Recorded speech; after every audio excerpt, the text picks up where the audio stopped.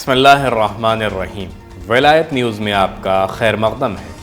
امریکہ کے شہر فلاڈیلفیا میں فائرنگ، 3 ہلاک۔ موصولہ رپورٹ کے مطابق فلاڈیلفیا کی پولیس کا کہنا ہے کہ مرنے والوں میں ایک 12 سالہ بچہ بھی شامل ہے۔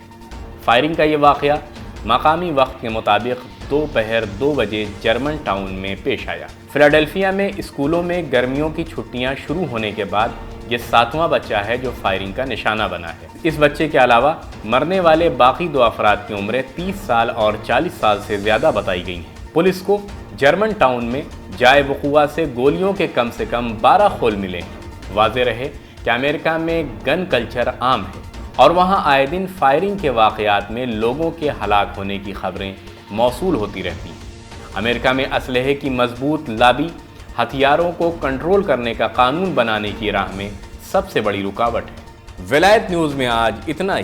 اسلامی دنیا اور بین الاقوامی خبروں کو جاننے کے لیے ولایت نیوز سے جڑے رہیے۔